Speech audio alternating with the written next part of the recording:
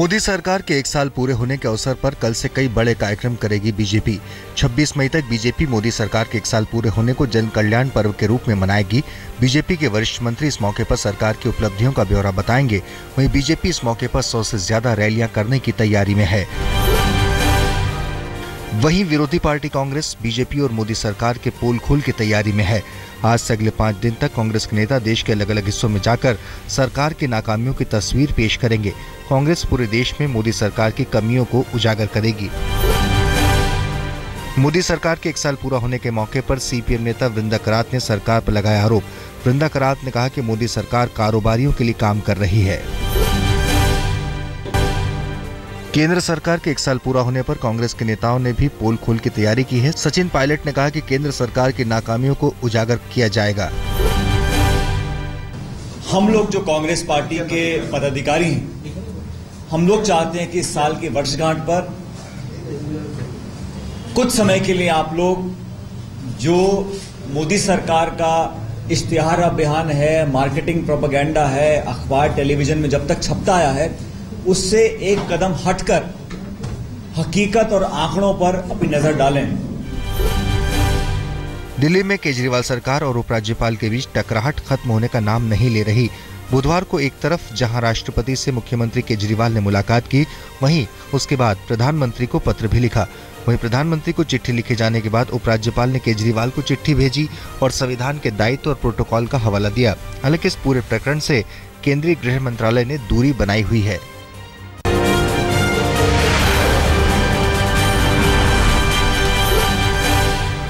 मुख्यमंत्री केजरीवाल और उपराज्यपाल नजीब जंग के बीच पावर को लेकर चल रहे खींचातानी पर कांग्रेस ने दोनों को कटघरे में खड़ा किया है। कांग्रेस नेता हारून यूसुफ ने कहा है कि दिल्ली की असली समस्या से किसी को लेना देना नहीं है।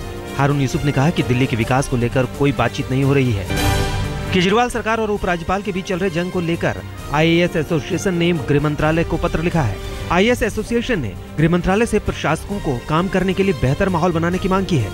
आईएएस एसोसिएशन ने गृह मंत्रालय के साथ ही उपराज्यपाल और मुख्यमंत्री केजरीवाल को भी पत्र लिखा। वहीं आईएएस को अपमानित करने का मुद्दा भी उठाया। उपराज्यपाल और केजरीवाल के बीच चल रहे विवाद को लेकर अटॉर्नी जनरल ने राजनाथ सिंह से उनके घर पर मुलाकात की।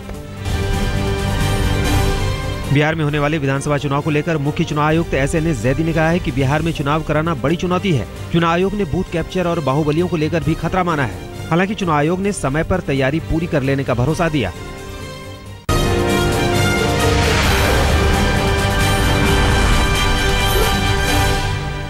हरियाणा के मंत्री अनिल विज ने महाराणा प्रताप जयंती पर ट्वीट कर इतिहास बदलने की गुजारिश की है। विज ने ट्वीट कर लिखा है कि अकबर द ग्रेट कहना छोड़कर महाराणा प्रताप ग्रेट कहो। विज ने कहा कि अकबर आक्रांता था और महाराणा प्रताप उससे लड़ते रहे। और इतिहास में हमें आज तक यही पढ़ाया गया कि अकबर द ग्रेट, जबकि महाराणा प्रताप सारी जिंदगी अकबर से लड़े। अकबर आक्रांता था, बाहर से आया हुआ था, और अकबर द ग्रेट है, महाराणा प्रताप ग्रेट क्यों नहीं? श्रीनगर में एक बार फिर रैली के दौरान पाकिस्तानी झंडा फहराया गया। कश्मीर के अलगाववादी नेता मीरवाइज उमर फारूक की रैली में पाकिस्तान का झंडा फहराया गया। इससे पहले भी अलगाववादी नेता ने पाकिस्तान के पक्ष में नारे लगाए थे।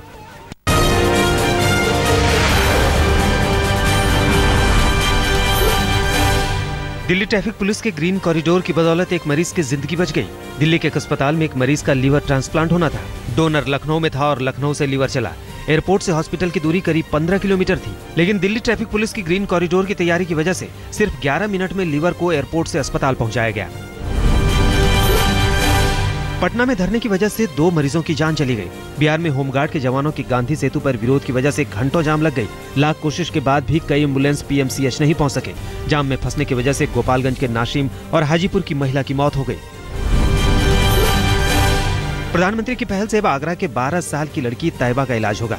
तैयबा के दिल में छेद है। तैयबा का परिवार आर्थिक तौर पर काफी कमजोर है। तैयबा ने प्रधानमंत्री से इलाज को लेकर मदद की गुहार लगाई थी। प्रधानमंत्री ने तैयबा की चिट्ठी मिलने के बाद उसके इलाज के निर्देश दिए हैं। महाराष्ट्र में दूध के भाव कम करने से किसानों की हालत खराब हो गई है। महाराष्ट्र में सरकार के खिलाफ किसान आंदोलन करने वाले हैं। किसानों का मानना है कि मवेशी को पालने में ज्यादा पैसे लग रहे हैं, जबकि दूध के रेट कम होने से मुनाफा नहीं हो रहा। यूपी के बांदा में कर्ज में डूबे किसान ने खराब फसल के चलते सदमा लगने से दम तोड़ दिया। बताया जा रहा है कि मृत किसान पर करीब 7 लाख रुपए का सरकारी और गैर सरकारी कर्ज था। पचनेही के रहने वाले मृतक किसान का नाम मनु सिंह है, जिसकी उम्र करीब 60 वर्ष है। कांग्रेस के काफी नजदीक माने जाने वाले जगत गुरु शंकराचार्य स्वरूपानंद सरस्वती ने बाबा रामदेव की पुत्र जीवक वटी का समर्थन किया है। योग गुरु बाबा रामदेव की पुत्र जीवी दया पर हाय तावा मचाने वालों को आड़े हाथों लिया। शंकराचार्य स्वामी स्वरूपानंद जी ने कहा है कि लोगों को कन्या भ्रूण हत्या को लेकर जागरूक होना चाहिए। शंकराचार्य ने कहा है कि योग गुरु रामदेव की दवा महिलाओं के बांझपन की समस्या से जुड़ी है। मोदी सरकार के 1 साल पूरे होने पर बिजनेस जगत से जुड़ी संस्था एसोचैम ने पीठ थपथपाई है। आर्थिक और सामाजिक सुधार के लिए बनाई गई नीतियों पर मोदी सरकार को एसोचैम ने 10 में से 7 अंक दिए हैं। लेकिन दूसरी तरफ विशेषज्ञ इस बात के भी संकेत दे रहे हैं कि गरीब लोगों को 1 साल में जो फायदा मिल सकता था, वो फायदा उपलब्ध कराने में सरकार नाकाम रही है। 1 जून 2015 से आम आदमी को महंगाई का एक और झटका झेलना पड़ेगा। इस साल के बजट में घोषित सर्विस टैक्स की बढ़ोतरी जून से लागू हो जाएगी, जिससे लोगों की जेब पर बोझ पड़ेगा। सर्विस टैक्स की मौजूदा दर 12.36% से बढ़कर 14% हो जाएगी। ये बढ़ोतरी कुछ को छोड़कर सभी सेवाओं पर लागू होगी। इसके चलते रेस्तरां में खाना, फिल्म देखना, हवाई यात्रा करना या किसी भी तरह की सेवा लेना महंगा हो जाएगा। दिल्ली में समय से पहले ही डेंगू ने दस्तक दे दी है। आंकड़ों की माने तो दिल्ली में 16 मई तक डेंगू के कुल 8 मामले सामने आ चुके हैं। पिछले साल के मई तक के मामले से ये दोगुना है। साल भर में दिल्ली में डेंगू के कुल मामले 995 थे। पिछले साल 3 लोगों ने डेंगू से जान भी गंवाई थी।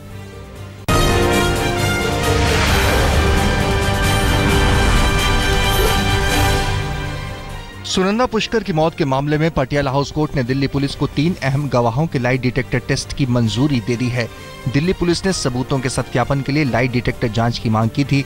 दिल्ली पुलिस ने शशि थरूर के नौकर नारायण सिंह, ड्राइवर बजरंगी और पारिवारिक दोस्त संजय दीवान की पॉलीग्राफी जांच की मांग की थी।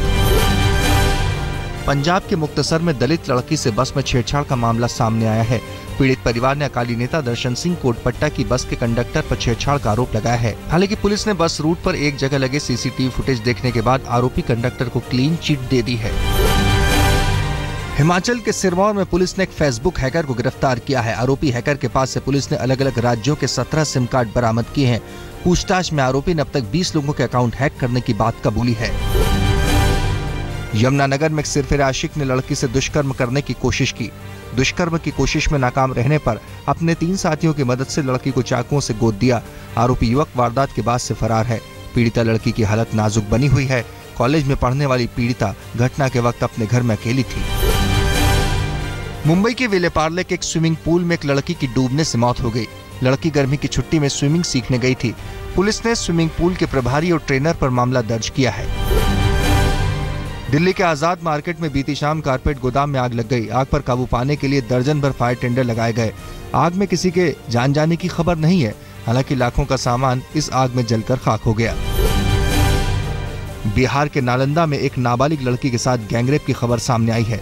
करीब 8 बजे रात में शौच के लिए निकली पीड़ित लड़की को आरोपी 3 युवक उठाकर ले गए और दुष्कर्म किया। ढूंढने पर पास के खेत से पीड़िता परिवार वालों को बदहवास हालत में मिली। पीड़िता को बिहार शरीफ सदर अस्पताल में भर्ती कराया गया है। वहीं एक आरोपी को पुलिस ने गिरफ्तार कर लिया है।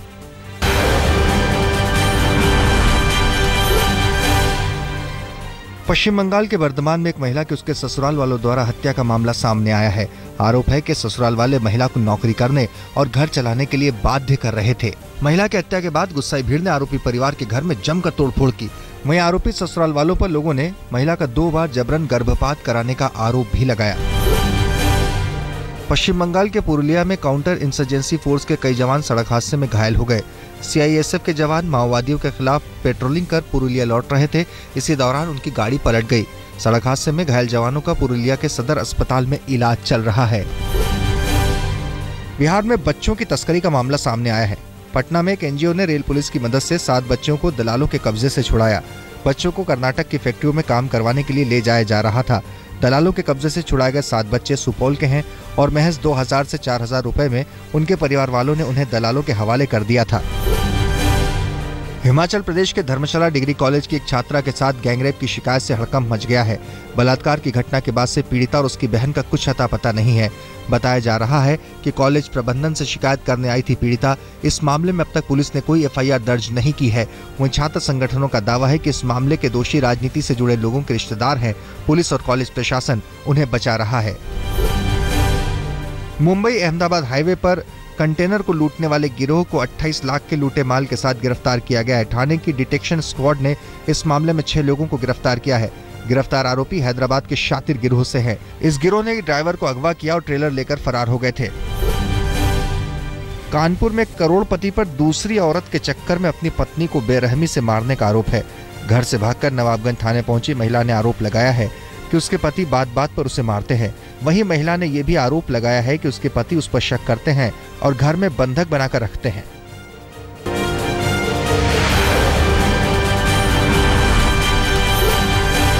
आईपीएल के एलिमिनेटर राउंड से राजस्थान रॉयल्स हुआ बाहर। रॉयल चैलेंजर्स बेंगलोर ने 71 रन से हराया। अब रांची में होगी धोनी कोहली की टक्कर। 22 मई को चेन्नई और बेंगलोर के बीच होगा क्वालिफायर मुकाबला।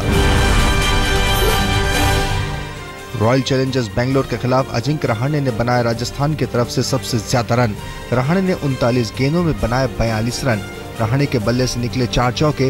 वहीं राजस्थान के खिलाफ डिविलियर्स ने खेली शानदार पारी। 38 गेंदों में 4 चौके और 4 छक्के की मदद से बनाए 66 रन।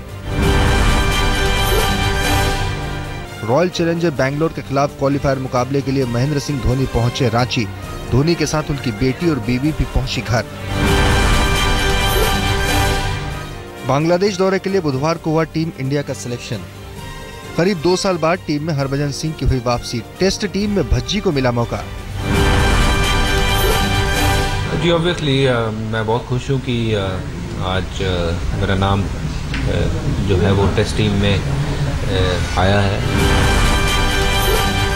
महेंद्र सिंह धोनी को बांग्लादेश दौरे से नहीं मिली छुट्टी। धोनी वनडे टीम की करेंगे कप्तानी। टेस्ट में विराट कोहली होंगे टीम के कप्तान। वनडे टीम में कोई बड़ा फेरबदल नहीं। वर्ल्ड कप खेलने वाली टीम में चोटिल शमी की जगह धवल कुलकर्णी को मिला मौका।